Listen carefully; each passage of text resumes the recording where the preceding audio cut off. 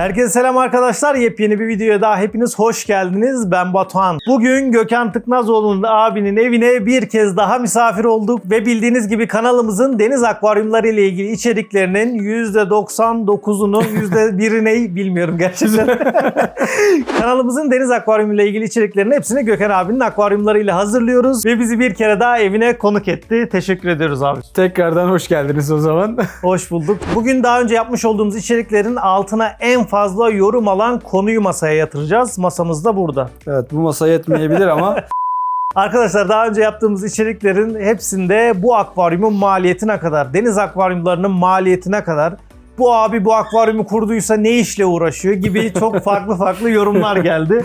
Biz de en sonunda ya şu akvaryumların maliyetini güncel olarak bir inceleyelim diye bir düşünceye girdik. Bilmiyorum, elimizden geldiği kadar detaylı bir şekilde çıkartmaya çalışacağız herhalde abi, doğru mu? evet, aşağı yukarı bir maliyet çıkartırız herhalde. Videoyu beğendiyseniz, kanala da abone olduysanız arkadaşlar, haydi gelin şimdi sizlerle birlikte bu 170-70-55 ölçüsündeki bana göre devasa deniz akvaryumunun maliyetini inceleyelim. Hepinize keyifli seyirler.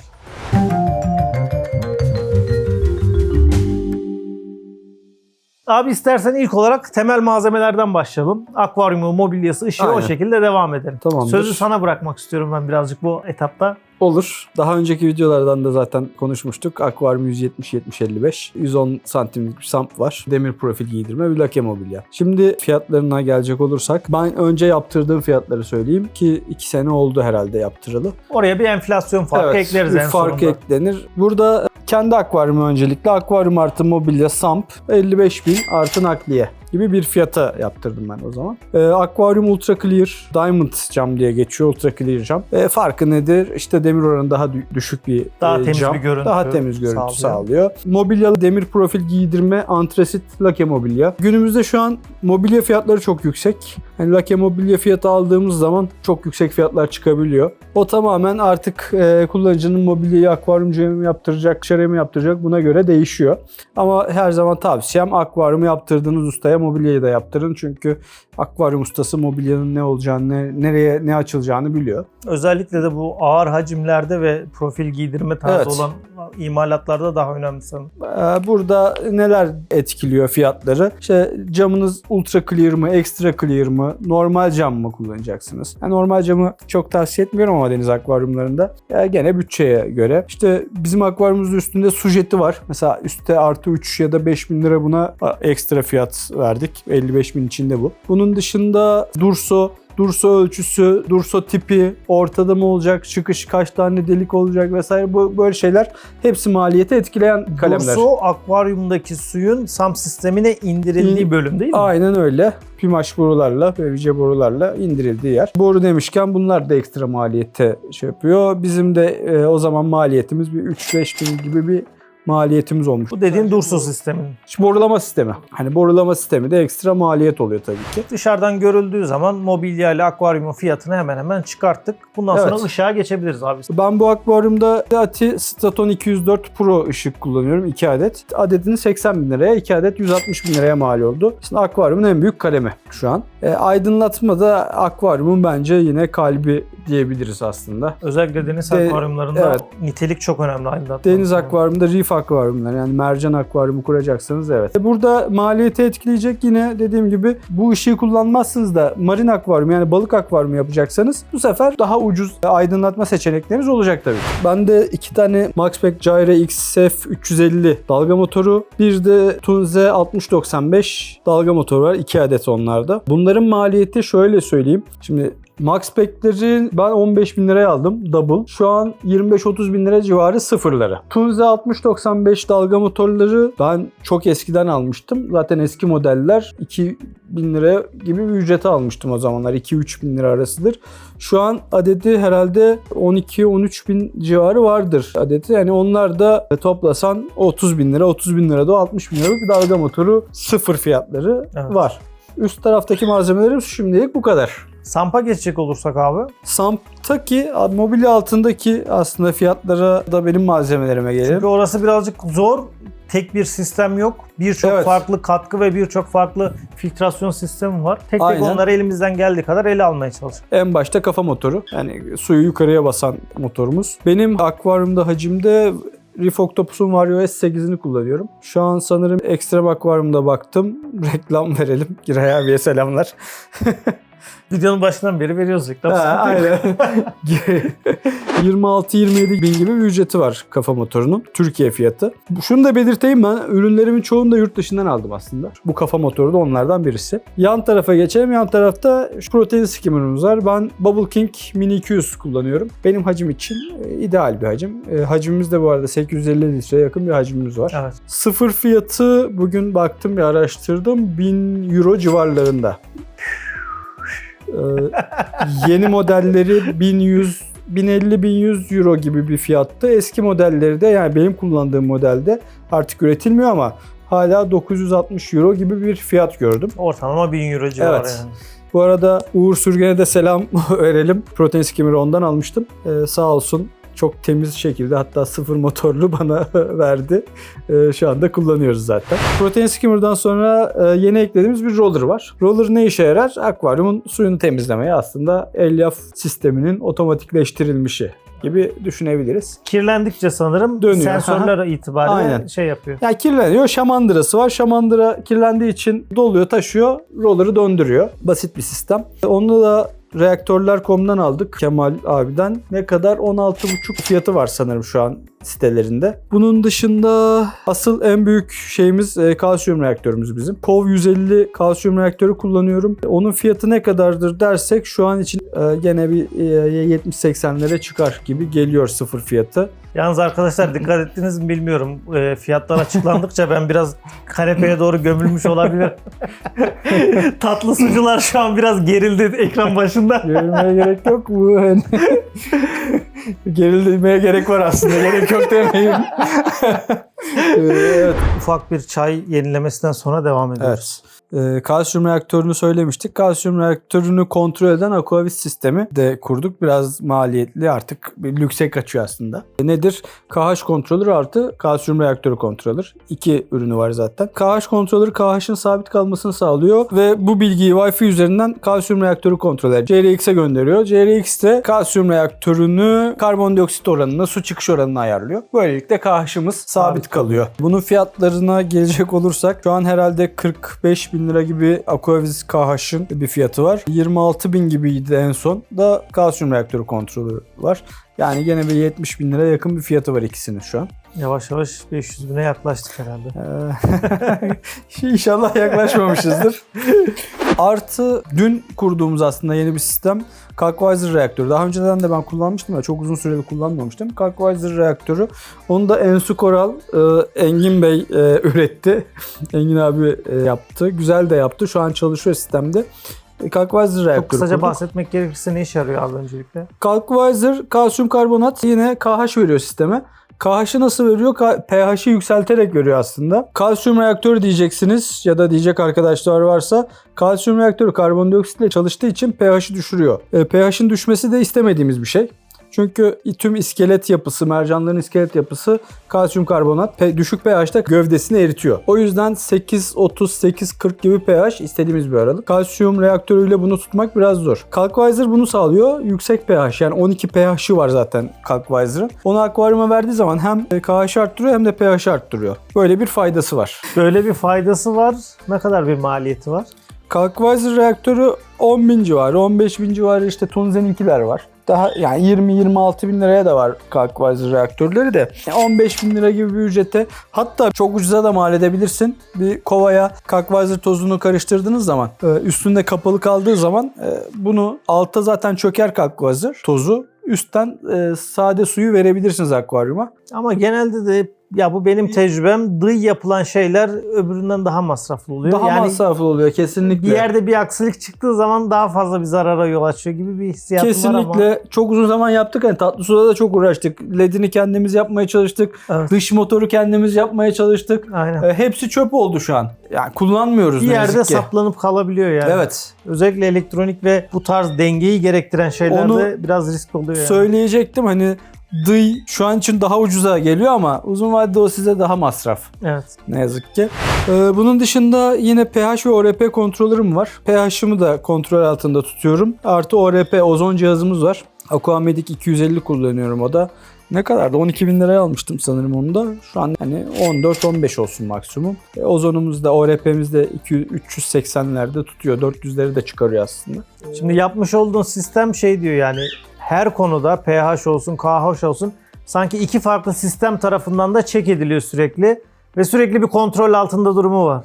Ya KH'ı Aquavis kontrol ediyor zaten. pH'ı hem Aquavis kontrol ediyor aslında. Aquavis de ölçüyor hem de Milwaukee'nin kontrolörü var. Sürekli gözlem altında ilerliyor. Aynen. Ya pH önemli. Mesela son zamanlarda pH'im çok düşüyordu. Sebebini bilmiyorum ama bilen varsa, nedenine sebep olacak arkadaşlar varsa yoruma yazabilir. Sebep olacak arkadaşlar. Senin sebep olacak. Kim sebep oluyorsa bu pH'in dengesizliğine. Sebebini bilen arkadaş varsa yazarsa sevinirim. Malzemelerden elektrik panosu var aslında. Tamamen şeye göre 3.000 liraya da var, 5.000 liraya da var, 2.500'e de vardır. 3000 lira yaklaşık bir maliyetle senin işini görebilecek Benim bir şey yaptın yani. işimi görüyor. 12'li bir panomuz var. Onun dışında bir de arıtma sistemimiz var. Aslında bu da olmazsa olmaz sistemlerden. Benim arıtma sistemim balkonda duruyor. Balkondan herhangi bir kaçak olur vesaire olur. O yüzden balkona koydum. Arıtma niye gerekli? 0 TDS su almamız gerekiyor. Bu yüzden arıtmada hani 3.000 liraya da çözersiniz, 13.000 liraya da çözersiniz. Tamamen kuracağınız sisteme göre. Benimki motorlu bir arıtma. Daha fazla su arıtmam, daha hızlı su arıtmam gerekiyor. Herhalde şu anki maliyetleri bir 7-8 bin lira civarı vardır. Su tamamlama ünitemiz var. Buharlaşan suyu su tamamlama tankından Otomatik olarak. otomatik. Çünkü buharlaşma çok oluyor. Benim tankımda günde 15-20 litreye yakın buharlaşma var. Yazın özellikle. O yüzden bu buharlaşan suyu tatlı suyla tamamlamamız lazım. Abi araya giriyorum ama günlük 15-20 litre çok ciddi bir Evet. hacim aslında. Ya yazın buharlaşma fazla oluyor. Yüzey alanımız çok fazla, artı su hani borularla aşağı indiği için, suda hareket çok olduğu için buharlaşma da çok oluyor ister istemez. Ayrıca SAMP'ta da buharlaşma var. Tabii. Buharlaşma için su tamamlama. Ben su tamamlama kullanmıyorum. Şöyle kullanmıyorum. Tesisattan direkt bana bir şamandıra ile geliyor. Şamandıra zaten bir hani 100 liralık bir malzeme aslında. Tesisattan gelen. Ama bir su tamamlama ünitesi 2-3 bin lira civarında vardır. SAMP'ta şöyle bir medya malzemesi var. Bakteri tutması için Maxspect'in biyoblokları var. Ufak kayalar. Onlar iyi bakteri tutuyor. Dediğim gibi onları da yurt dışından almıştım. Herhalde 2-3 bin liralık bir malzemedir. Biyopelet reaktörümüz var. Biyopelet reaktörü de aslında bakteri besini sağlayan bir reaktör. Biyopeletler. Onun fiyatı da herhalde 3,5 civarı vardır. TL mi euro mu? 3500 TL. Onun dışında da şu an kullanmaya başlayacağım fan var aslında.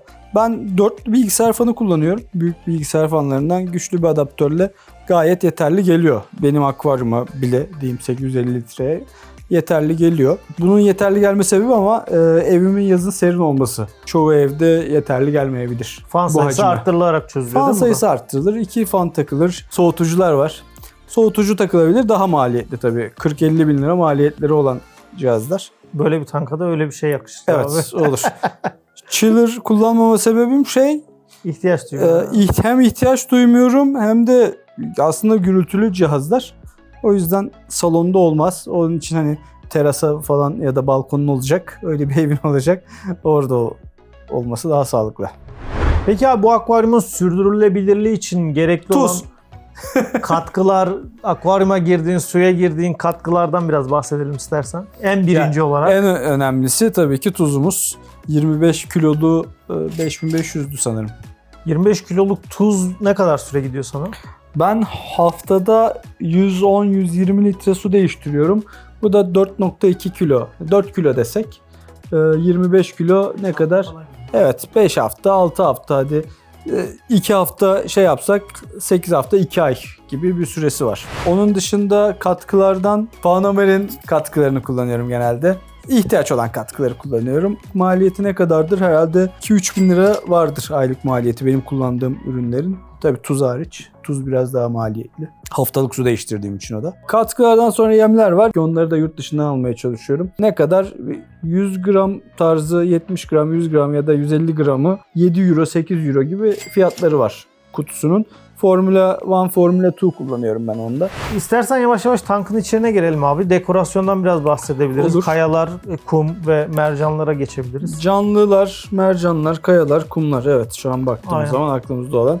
Kum olarak aragonit kum kullandık. Ne kadar kullandık? Bir 2 poşet kullandım. Ben 3.000 liraya almıştım hatırladığım. Şu anda 6-7 bin lira bir civarı fiyatı vardır. Kayalar da dediğim gibi 10 kilo 5.000, 6.000, 7.000, 4.000. Yani bu civarlarda değişir. Kullandığınız kayaya göre. Ben Karipsi dilim kaya kullandım.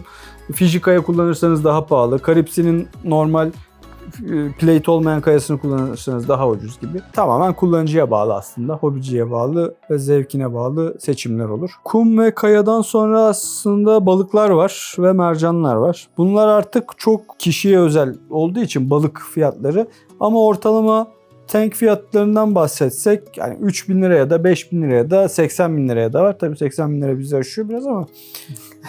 Bu akvaryumu bence aşmaz abi. Bu akvaryuma güzel olur. Misal bir aşil tank alırsak 40.000 lira 60.000 lira gibi fiyatlar. Yeni bir powder tank aldım. Hani 3.5 sanırım öyle bir fiyatı var. Convict tank 2.5-3.000 lira arasına bulunabiliyor. Yani şu andaki bu akvaryumun balıkları yaklaşık olarak o zaman bir 30.000 lira civar falan çıkar mı? Olabilir, evet. Hani Chelmon 3 tane tank grubundan, Foxways grubundan 5.000 lira bile desek tanesine, 10 tane balık olsa hani 50.000 lira gibi fiyat yapar. Ki ufakları hiç saymıyorsun. Tabii. Yani. Ufak fiyatlar var. Öldürdüklerimi hiç saymıyorum zaten. Onları saymayalım abi. Aynen. Mercanlara bakacak olursak. Mercanlar da Yani ben geldim diyelim. Bu mercanların hepsini istiyorum. Normal böyle yukarı ya da aşağı değil. Normal fiyatların ne kadardır senin gözünde ederi? mercan fiyatlarımız toplu olarak aslında 200 bin liraya yakın bir fiyatı vardır diyelim. Çünkü büyük koloniler var. Akropora, SPS kolonileri. Ne yazık ki pahalı ve çok gelen mercanlar da değil. Keşke çok gelse de çok ucuz olsa biz de alabilsek rahat rahat. Şimdi görünce aklıma geldi, test kitleri var. Bunlar da maliyetli ve sürekli gideri olan kalemler. Bunlar da hani ayda bir regent bitse gene maliyet. Yani ayda 2.000 liraya bir regenti belki bulabiliyoruz. Türkiye'de bulamıyoruz ne yazık ki. Test kitleri hani Hanna'nın kendi ölçme cihazı da adet başı hani 5.000 lira desek. Regentleri de düzenli aslında her ay olan masraflar. Kalsiyum ve magnezyum için de Salifertin testlerini kullanıyorum. Onlar da herhalde 50 testlikler. Yanılmıyorsam 1000 lira, 1500 lira gibi fiyatı vardır. Son olarak asıl giderimiz var. Belki az ama sürekli gider. Elektrik maliyetimiz. Evet, çünkü bu kadar fazla elektronik sistemin, bu kadar fazla birbirlerini kontrol eden, tankın sürdürülebilirliğini sağlayan sistemlerin illaki çok ciddi bir elektrik gideri olduğunu ben de tahmin ediyorum. Zaten bu yüzden işte SKTT denilen son kaynak tedarikçi biz oluyoruz. O bir tarife var. Yıllık 4000 kWh'ı geçersek devlet katkısının kesildiği bir tarife. Oraya girdik ve şu an herhalde 2200 liraya yakın aylık faturam geliyor. Bunun herhalde 1500'e yakın akvaryumdur diyebilirim. Yani bu sürekli olan bir gider. Asıl maliyet bunlar belki de. Evet arkadaşlar. Canımız sıkıldı ya, konuşamıyoruz. Evet arkadaşlar, Deniz Akvaryumu serisinde en çok yorum alan konuyu, en fazla merak ettiğiniz şeyi bu bölümde Gökhan abimize sorduk ve aldığımız sonuç itibariyle ben videonun yan tarafında toparlayacağım tüm maliyeti ve en son bu akvaryum kaça kurulur onunla ilgili final bir maliyet çıkartacağım. Tahminim şu an 1 milyona yaklaştık ama ne kadar yaklaştık onu bilmiyorum. Onu videoyu editlerken tek tek toparlayacağım. Ve tatlı su hobicileri olarak şu an birazcık yerlerimize sıkıca tutunmuş durumdayız. Yani hepiniz de benimle ekran başında aynı durumda olduğunuzu tahmin ediyorum. Siz merak ettiniz, ben sordum. Benim kabahatim yok arkadaşlar. Hepimiz benim soğuk sularımızı içebiliriz şu anda. Bir de Gökhan abi bir yorum vardı, onu tekrar sana sormak istedim. Bu abimiz bu tanka kurabilmek için nasıl bir işle uğraşıyor diyorlar. Onu bir merak edenler için söylersen. Öncelikle bekarım diyeyim. O yüzden karışanımız yok ama yazılım mesleğiyle uğraşıyorum ben. Mesleğim. Bu soru işaretlerini de kaldırdığımıza göre videoyu kapatabiliriz. Bence oldukça keyifli, bilgi dolu, biraz yer yer gerilimli bir video oldu. Umarım videoyu beğenmişsinizdir. Kafanıza takılan her şeyi aşağıda bulunan yorum kısmından bana veya Gökhan abiye bildirebilirsiniz. Elimizden gelen en kısa sürede tüm yorumlara dönüş yapmaya çalışıyoruz zaten arkadaşlar. Kanala da abone değilseniz abone olursanız çok memnun kalırım. Sonraki videolarda görüşmek üzere. Kendinize çok iyi bakın. Hepiniz hoşça kalın.